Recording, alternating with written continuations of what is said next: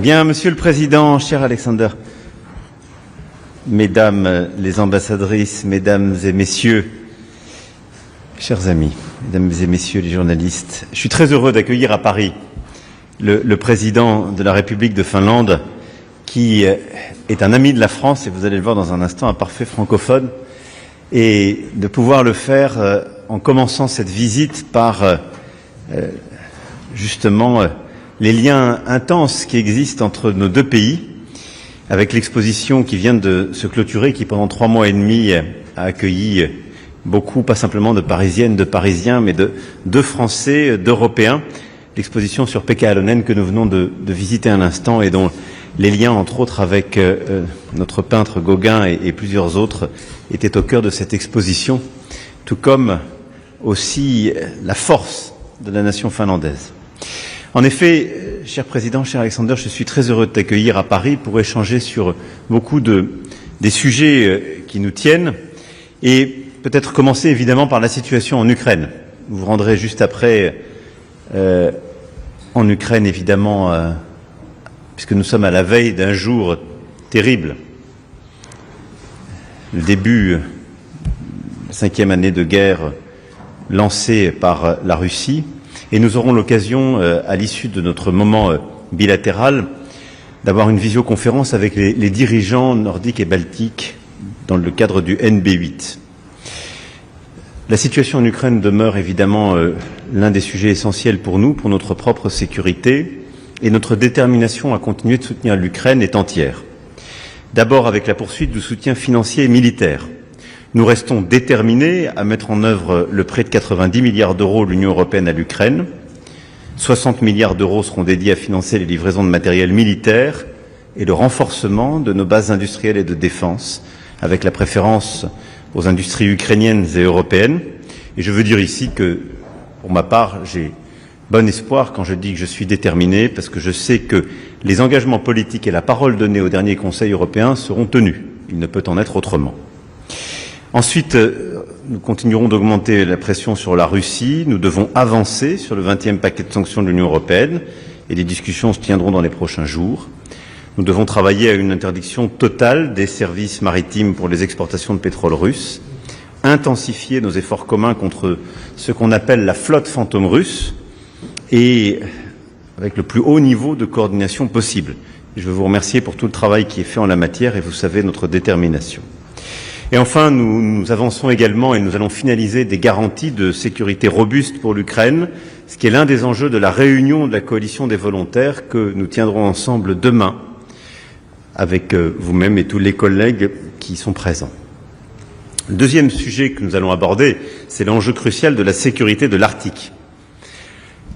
J'ai redit lors de la venue de la Première ministre danoise et du Premier ministre groenlandais le mois dernier combien nous partageons la nécessité de renforcer notre posture de défense dans l'Arctique, face à la Russie dans le Grand Nord et à la présence économique de la Chine.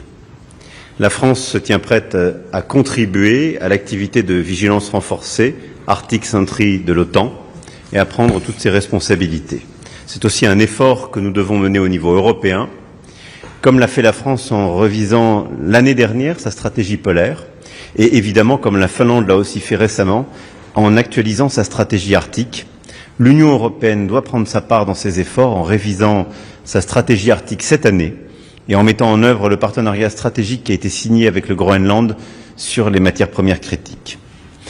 Nous allons enfin échanger sur le renforcement des capacités de défense européennes, notamment pour bâtir un véritable pilier européen de l'OTAN. Je souhaite que le Conseil européen des 19 et 20 mars soit l'occasion de faire état des lieux des travaux menés depuis un an pour renforcer nos capacités de défense à l'échelle européenne dans les 9 secteurs prioritaires que nous avons identifiés avec des coalitions capacitaires sous l'égide de l'Agence européenne de défense.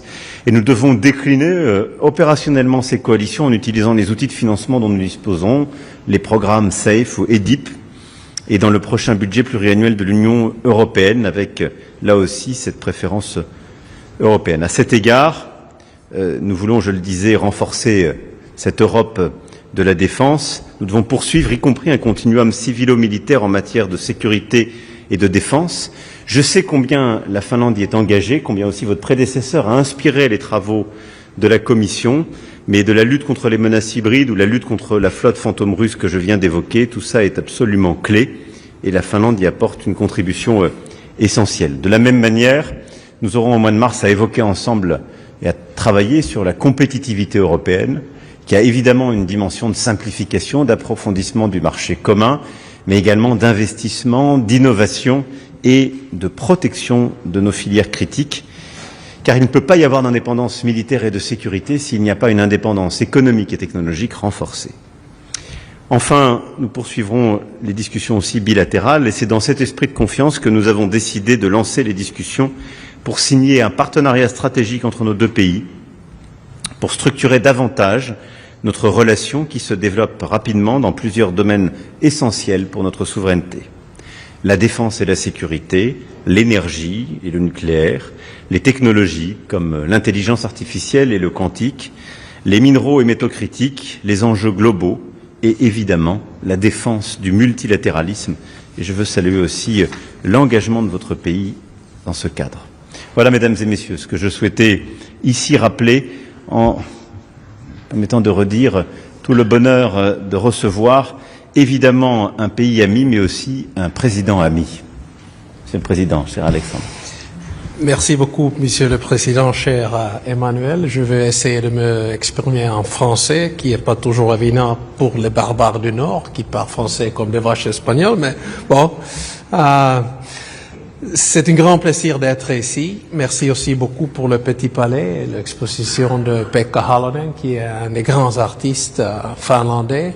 Et cette idée est venue de président Macron, qui a dit que quand tu viens en Paris, il faut y aller ensemble. C'était vraiment exceptionnel. Dans mon palais, en Finlande, on a quelques Halonen qui sont piqués par le Petit Palais ici, mais ça va, j'espère qu'on va avoir un petit retour. Tout d'abord, félicitations pour les Jeux Olympiques. Vous avez vraiment fait un travail impressionnant, plus que 23 médailles. J'aime beaucoup le biathlon, c'était impressionnant de voir, et mes deux favoris sont Océan Michelot et puis Lou Jean Monod, qui sont vraiment impressionnants, avec Suvi Minkkinen, notre grand athlète. Parce que nous sommes en France, je fais 3 points, très rapide.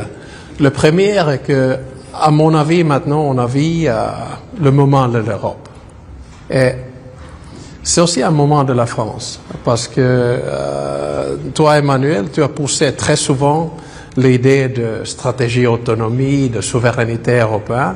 Et maintenant, on a l'impression de l'Est qui vient de la Russie et une transformation en même temps de administration américaine. Qui n'est pas une pression, mais c'est quand même une transition, un changement. Et ça nous donne un peu d'oxygène, à mon avis, pour trouver des solutions européennes. Je sais bien que l'Europe, c'est jamais parfait. On avance dans 3 phases. Le premier, c'est normalement une crise. Le deuxième est le chaos. Et le troisième, c'est une solution sous-optimale. Mais c'est l'Europe, quand même. Je crois que nous sommes en train de pousser pour une Europe qui est plus large, mais en même temps plus flexible. On va travailler beaucoup dans différents formats, quand on a bien vu avec le E3, avec vous et le Royaume-Uni et les Allemands. On va avoir peut-être les relations différentes pour l'Union européenne. J'ai vu aussi aujourd'hui que l'Islande va pousser un référendum pour une possibilité de devenir membre dans l'Union européenne. Donc, c'est vraiment le moment pour l'Europe. Et tu as souligné la question de l'Arctique. À mon avis, il faut renforcer la sécurité de l'Arctique, pas seulement dans Groenland, mais aussi dans la Norvège, la Suède et bien sûr la Finlande. Mon deuxième point, c'est l'Ukraine. On va t'en parler aujourd'hui. Maintenant, la guerre, c'était 4 ans plus 8 ans, ça veut dire 12 ans. À mon avis, Poutine ne gagne pas cette guerre, mais il ne peut pas faire la paix. C'est le dilemma qu'on a maintenant. Donc, il ne gagne pas cette guerre, mais il ne peut pas faire la paix. Pour lui, à mon avis, c'est un échec stratégique. Et il a bien voulu que l'Ukraine vienne russe, vienne européen. Deuxièmement, il n'a pas voulu que l'OTAN va s'élargir. On a la Finlande et la Suède. Et en plus, il a voulu baisser des budgets de défense. Et maintenant, nous sommes à 5%. Donc, c'est vraiment un échec stratégique pour Poutine. C'est aussi un échec militaire. Il perd beaucoup de soldats maintenant. Et en plus, c'est un échec économique. Donc, à mon avis, il faut continuer de soutenir l'Ukraine militairement, économiquement, et il faut continuer de pousser la pression pour la Russie et le leadership qui, toi, Emmanuel, et France en général, a fait dans cette question est très, très important.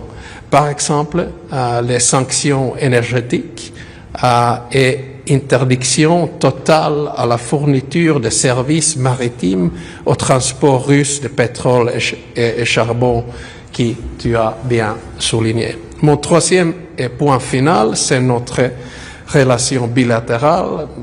C'est bien d'être ici en représentant ensemble plus que 70 millions d'habitants, une énorme économie et une énorme défense.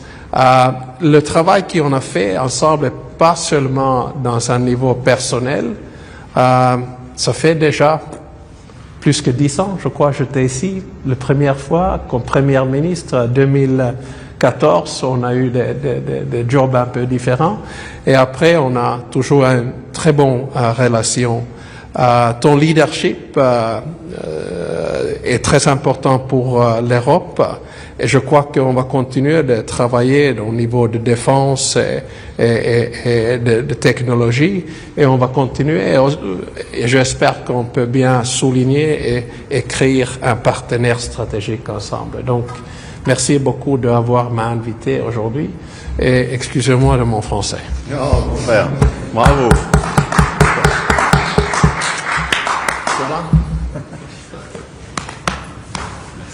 Merci. Merci, messieurs, dames.